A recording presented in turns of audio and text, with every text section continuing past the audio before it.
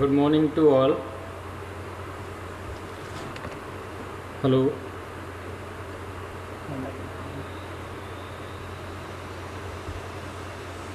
Hello, आवाज़ सुन पा रहे हैं?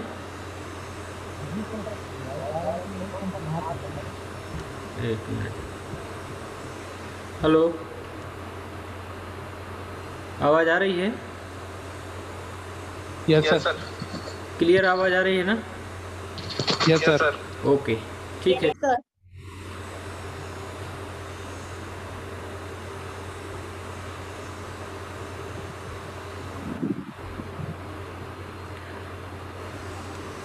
Today we have to discuss about next topic, that is UV spectroscopy.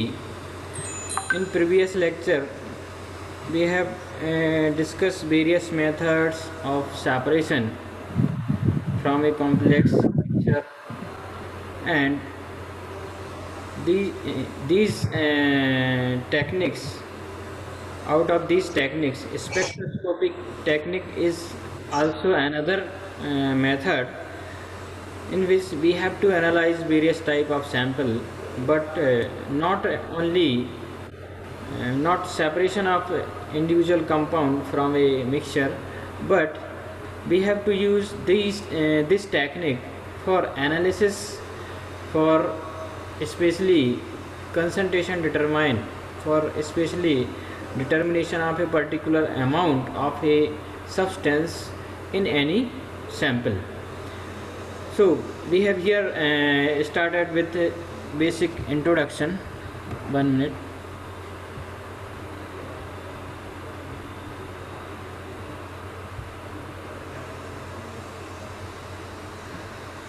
आवाज में बहुत कंपनाहट है।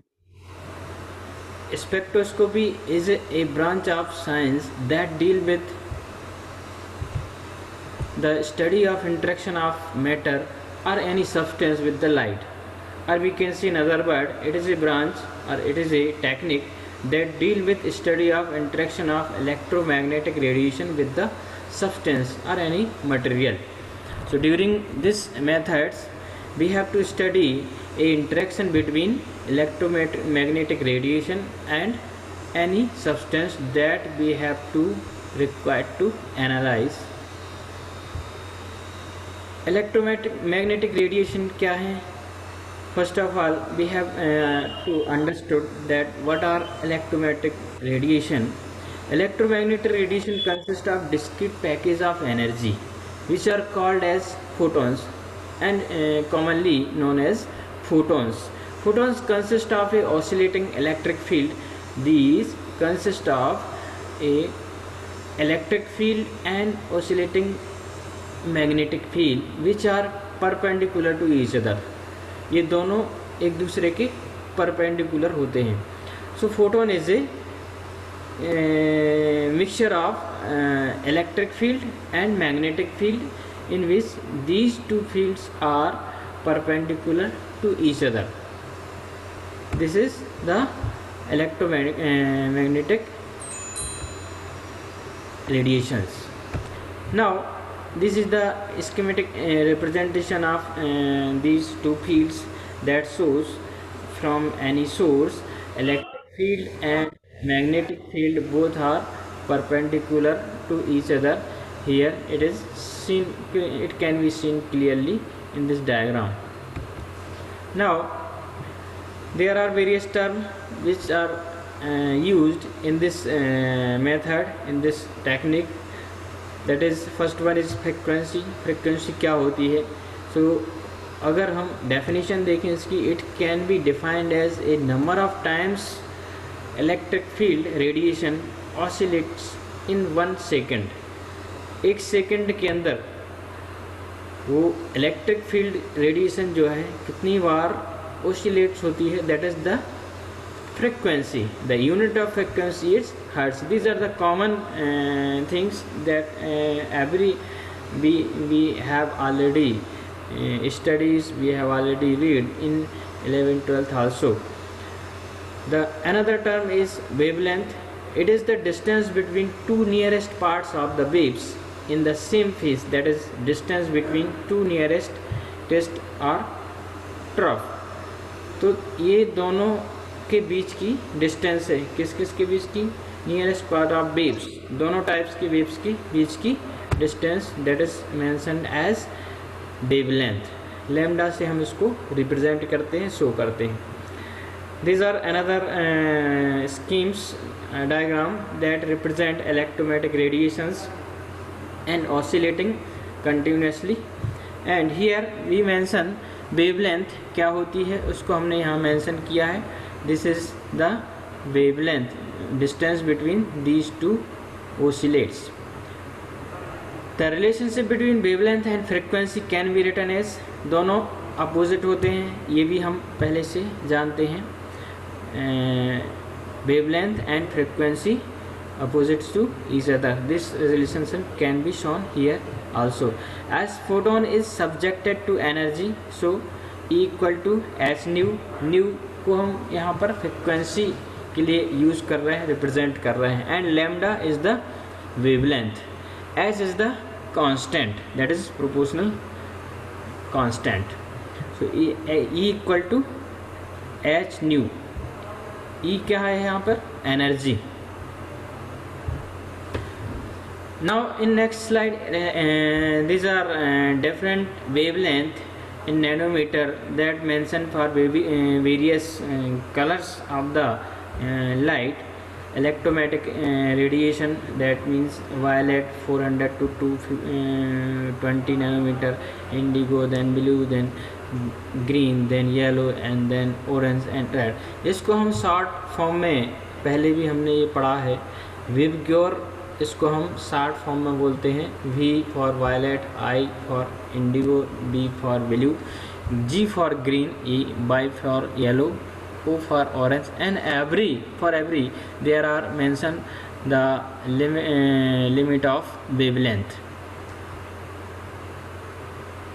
In next slide we will discuss about principle of spectroscopy. The principle is based on the measurement of spectrum of a sample containing atoms or molecules. This is the based on measurement of spectrum of any substance or of any sample that may contain some molecules or atoms.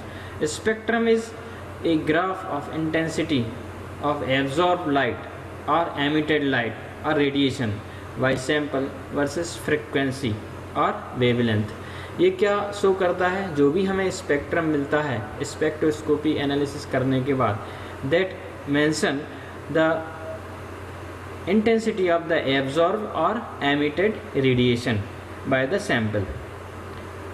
Spectrometer is an instrument that designed to measure the spectrum of a compound. जो भी instrument इस method के लिए use होता है उसको हम spectrometer बोलते हैं या स्पेक्ट्रोफोटोमीटर। एब्जॉर्प्शन स्पेक्ट्रोस्कोपी क्या होती है? An analytical technique which concern with the measurement of absorption of electromagnetic radiation. Absorption spectroscopy can be defined as a analytical technique which concerned with the measurement of absorption of electromagnetic radiation.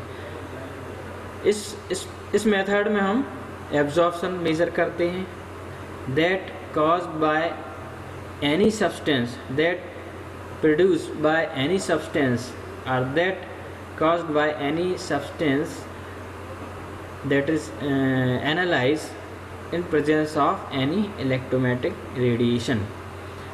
For example, UV जिसकी range होती है 185 to 400 nanometre, visible की range है 400 to 800 nanometre. Spectroscopy, IR spectroscopy, इन सब के लिए अलग अलग नैनोमीटर की रेंज है। IR के लिए 0.76 to 15 micrometer. That is the totally different topic. Principle of spectroscopy continuation में एमिशन स्पेक्ट्रोस्कोपी का मीनिंग क्या है? An analytical technique in which emission is dispersed according to some property of emission and amount of disperse is measured. In this technique, we have to measure emission of the radiation by any particles, any substance. For example, mass spectroscopy. Spectroscopy is a very broad term that not include only UV spectroscopic method. It consists of various kind of spectroscopic techniques. So spectroscopy is a very broad term that consists of various types of technique that is based on the radiation emission, radiation absorption, radiation transmission. That is the different mechanism that is based on the analysis by these techniques. So spectroscopy is not a single technique. It is a combine of different types of method that is based on that principle is based on the spectroscopy. In next slide we have to discuss some laws that are commonly used in UV spectroscopic technique. First one is the Lambert law. क्या है ये Lambert law? When a monochromatic radiation is passed through a solution, the decrease in intensity of radiation with the thickness of solution is directly proportional to the intensity of incident light. इसका meaning क्या है? Lambert's law के according जब भी हम कोई monochromic radiation किसी particular sample solution के थ्रू पास करते हैं तो लाइट की जो इंटेंसिटी होती है it is directly proportional to the solution thickness या उसका जो भी सैंपल सॉल्यूशन रहता है उसका concentration. Here we have to term use thickness of the solution. Let's I is the intensity of incident radiation, then x be the thickness of the solution. Then we can written it as di upon dx means deviation changes directly proportional to the intensity I of the radiation. So di upon dx equal to ki. K is the constant, proportional to constant. It can be integrated between limit I equal to I0 at x equal to 0. जब भी अगर x की value 0 है उसको हम I को I0 mention करेंगे. Then I equal to I when x equal to 1. x की वैल्यू अगर थिकनेस की वैल्यू 1 है देन उसको हम I को I मेंशन करेंगे. Then equation will be in integration of I upon I0 equal to minus KL. ठीक है, this is the equation according to Lambert's law. Here also it is continue with the value of some constant, and finally A equal to E into L. This is the Lambert's equation that can be used for derivation or to solve the equations or determination of concentration of any component or solution which is required to be analyzed through these techniques. Another law that is commonly used, that is Weir's law. According to Weir's law, when a monochromatic radiation is passed through a solution, the decrease in the intensity of radiation with the thickness of solution is directly proportional to the intensity of incident light as well as concentration of solution. यहाँ पर difference अगर हम देखें तो यहाँ पर concentration भी add होता है. बीयर्स लॉ के अकॉर्डिंग जो भी हम मोनोक्रोमेटिक रेडिएशन पास करते हैं किसी पर्टिकुलर सैंपल सॉल्यूशन के through,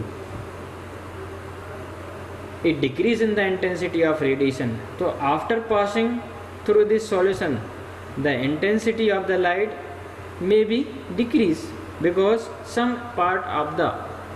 amount of the radiation may be absorbed by the solution. So the intensity of the radiation after passing through the solution with the thickness of the solution is directly proportional to the intensity of incident light as well as concentration of the solution. वो directly proportional होती है किसके, intensity of incident light. Incident light means जो light हमने उस particular sample solution के ऊपर से गुजारी है या डाली गई है.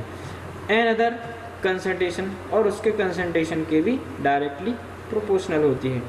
So it can be written as in the form of equation: I is the intensity of incident light, X is the thickness of solution, C is the concentration. और उसको हम इस तरीके से मेंशन कर सकते हैं that shows in this slide. Di upon dx is directly proportional to the C into I. C is the concentration, I is the intensity of the light.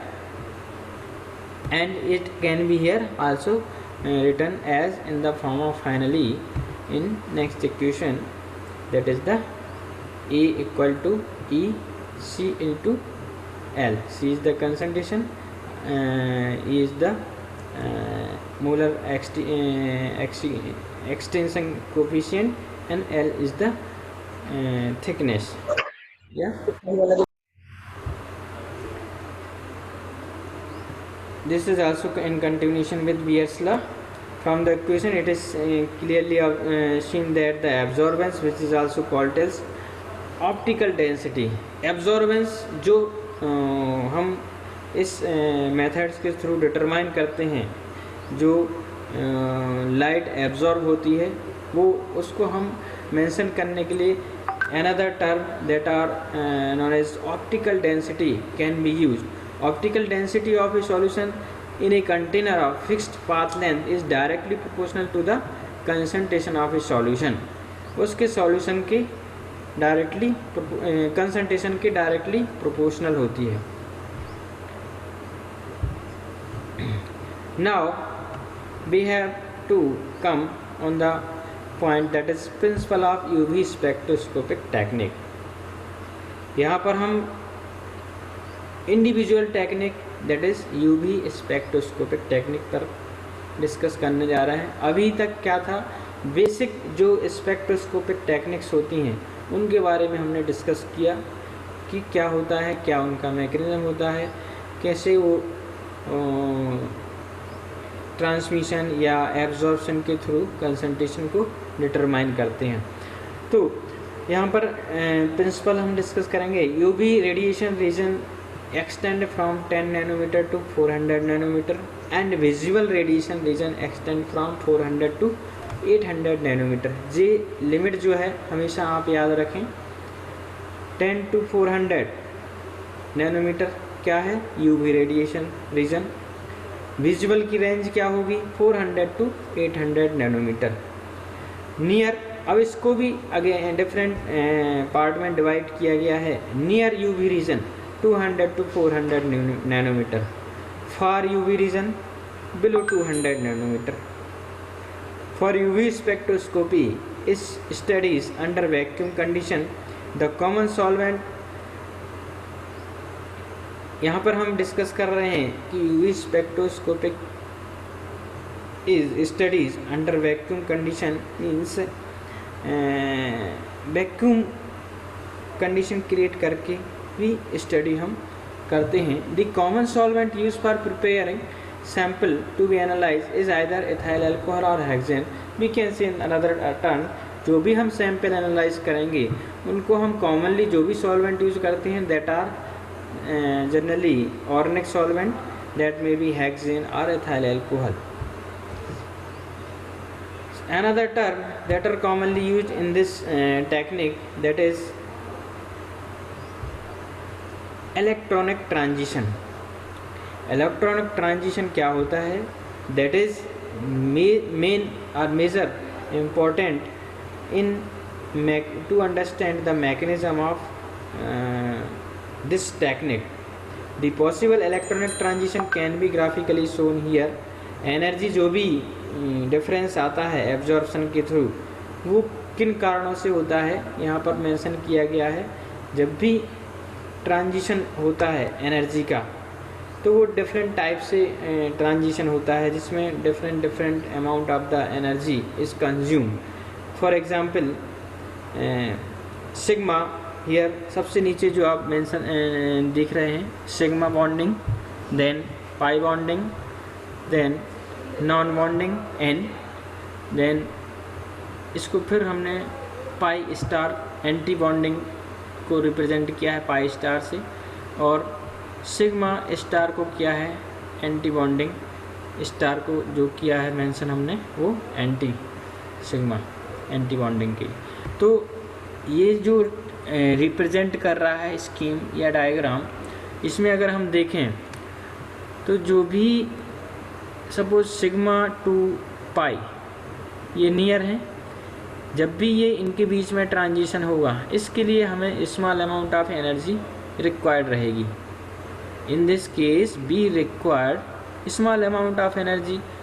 Another term, अगर हम इनके दूसरे टर्म में sigma bonding and sigma anti bonding के बीच की बात करें, तो इन दोनों के बीच अगर हमें ट्रांजिशन करना है या होना ट्रांजिशन हो रहा है, then be required large amount of the energy, that is higher amount of energy.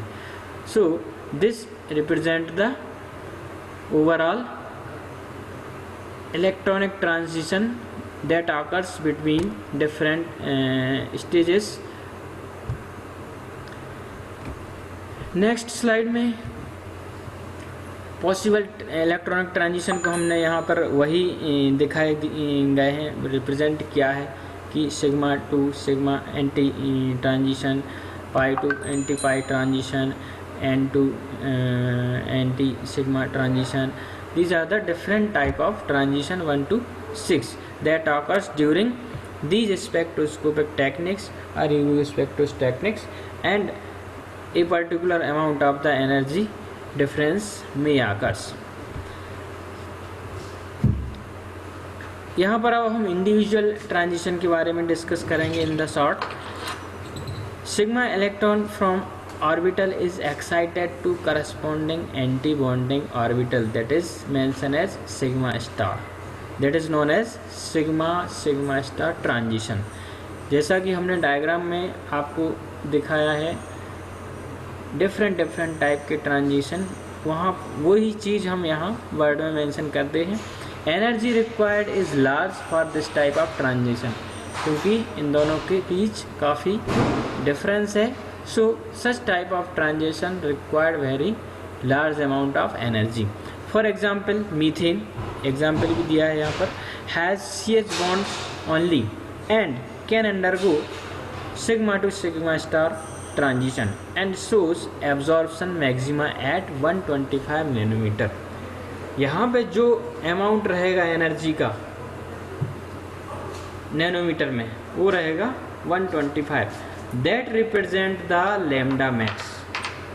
इसको हम क्या बोलेंगे, लैम्डा मैक्स, कि इतनी हाईएस्ट एनर्जी रिक्वायर्ड है for such type of transition, that is known as lambda max. ये मैक्सिमम एब्जॉर्बेंस है energy का that required for sigma to sigma star transition. Another pi to pi transition, इसको भी हम बाद में अगर डिस्क्राइब करें तो pi electron is a bonding orbital is excited to corresponding anti bonding orbital pi star. Compound containing multiple bonds like alkenes, alkynes, carbonyl, nitriles, aromatic compounds etcetera undergo pi to pi star transition. Example दिए हैं यहाँ पर, alkenes generally absorb in the region of 170 to 205 nanometer, that is the for alkenes। Another N2 sigma star transition, saturated compound containing atom with lone pair of electron like oxygen, nitrogen, sulfur and halogens are capable of, in molecules के बीच में या इन molecules के case में N2 sigma star transition generally होता है. These transition usually require less energy than sigma to sigma star transition, as we have already discussed in the diagram कि किस type के केस में कितनी एनर्जी रिक्वायर रहेगी. यहाँ पर एग्जाम्पल भी दिया है. Number of harmonic functional group with n2 sigma star peaks in UV region is required small 150 to 250 nanometer, that is the lambda max, and that required for transition, such type of transition. n2 pi star transition, electron from non-bonding orbital is promoted to anti-bonding pi star orbital. Compound containing double bond, such type of compound that containing double bond, for example CO, CN, triple bond CN and double bond O, that required such type of transition and may be shows absorption at longer wavelength, that is around 300 nanometer. हमारी जो lecture है ये may be finished after completion of duration, that is 35 or 40 minutes. So we have to continue next time from this slides or content. In next slides, sigma to pi star transition and pi to sigma star transition. Such type of transaction may occurs forbidden transition and are only theoretically possible. Thus n2 pi star and pi to pi star electronic transition shows absorption in region above 200 nanometer, which is accessible to UV visual spectrophotometer. इसमें क्या होता है, 200 से above की range में जाता है transition, तो उसके लिए हम UV विजुअल स्पेक्ट्रोफोटोमीटर की रिक्वायरमेंट होती है, क्योंकि उसकी रेंज 200 नैनोमीटर से ऊपर नैनोमीटर के लिए ही होती है. UV spectrum is of only a few broad of spectrum. In next slide we have to discuss about different terms that can be that will be used commonly in UV spectrophotometric method, such as chromophore. Chromophore क्या होता है? The part of molecules responsible for imparting color are called as chromophore. कोई भी molecule का part that are responsible for producing or imparting any color, that is known as chromophore. किसी भी particular substance में अगर कोई कलर दिख रहा है, हम उसको हम colour, any colour, red, yellow, blue, जो भी कलर का वो कंपाउंड दिख रहा है या मटेरियल दिख रहा है, तो उस कलर के लिए जो सब्सटेंस या जो चीज़ रिस्पॉन्सिबल रहती है, that is known as chromophore. And another term, the functional group containing multiple bonds capable of absorbing radiations above 200 nanometer due to n2 pi star and pi to pi star transition. अगर हम दूसरे word में कहें कि functional group that containing multiple bonds capable of absorbing radiation above 200 nanometer, जिनके कारण such type of transition में occurs are known as chromophore. उन फंक्शनल ग्रुप को हम क्रोमोफोर बोलेंगे. For example NO2, NO, CO, CN, C triple bond N, C double bond, C double bond S. These are the different functional group, example of different functional group that are known as chromophore, and these chromophore may be responsible for imparting coloring substance. In next slide, continuation, the interpretation of UV visual spectrum, following points should be noted. Non-conjugated alkenes shows an intense absorption below 200 nanometer and are therefore inaccessible for UV spectrophotometer. और इसको हम UV spectrometer के through observe कर सकते हैं। Non conjugated carbonyl group compound give a weak absorption band in 200 to 300 nanometre region. ये different type के functional group के लिए यहाँ पर एग्जाम्पल दिया है, that are all under the category of chromophore. ये सभी क्रोमोफोर हैं, इनके एग्जाम्पल हैं जैसे acetone,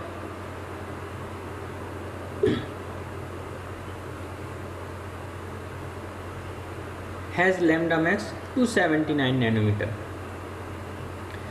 Another cyclohexane has lambda max 291 nanometer. These are the chromophore that have particular wavelength. Lambda max means जैसे हमने अभी डिस्कस किया था कि maximum absorbance of the light or intensity of the light that shows maximum absorbance of a particular substance. तो यहाँ पर cyclohexane का मैक्सिमम एब्जॉर्बेंस कितने नैनोमीटर पे दिखेगा? 291 नैनोमीटर।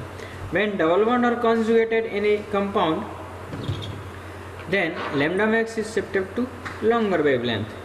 अगर किसी कंपाउंड में डबल बॉन्ड है तो लैम्डा मैक्स क्या होगा? लॉन्गर वेवलेंथ की तरफ शिफ्ट हो जाएगा। For example